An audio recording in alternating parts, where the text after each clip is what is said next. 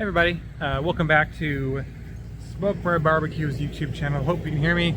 Got the AC unit in the background blaring away. But I want to talk to you today about something that's been, I want to say, grinding my gears recently. But a lot of people out there, I included, have done this before in the past. And really, how more and more I think about it, the more I don't prefer it. And I don't think it's good barbecue. I don't think it's really sanitary or really safe for that matter. So what I'm talking about today is the controversial topic of caveman style cooking. I don't think caveman style cooking is good barbecue. I think there needs to be some kind of distance between the heat element and the meat. Obviously, if you're doing grilling, like with cast iron, of course it's gonna be touching it. But if you're doing like real barbecue, grilling, and you have the charcoal beneath the meat, I would say that you need to have some gap there, some distance.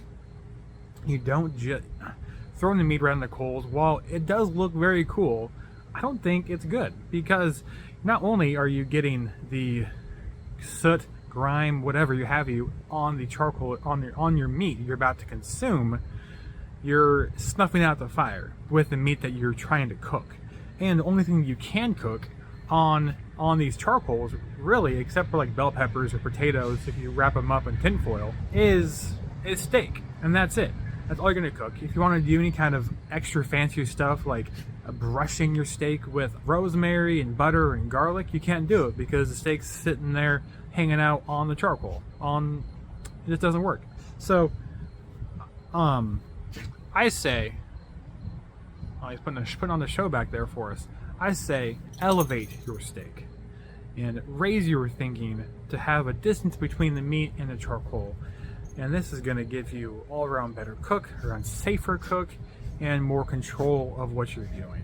So controversial, perhaps, but that's my opinion. If you don't like it, that's fine too. I've been thinking about this for a while. And again, I've done in the past too, so don't go find those videos and troll me for doing it. It was cool. I probably won't do it again, and I'm not going to stop any from doing it. However, I'm good. I'd rather have a nice seared steak on a cast iron or on the Big Green Egg or on a kettle grill, whatever. Anyway, thanks for watching, everybody. Until next time, everybody, have a great rest of your day, and as always, keep barbecuing, America. Cheers.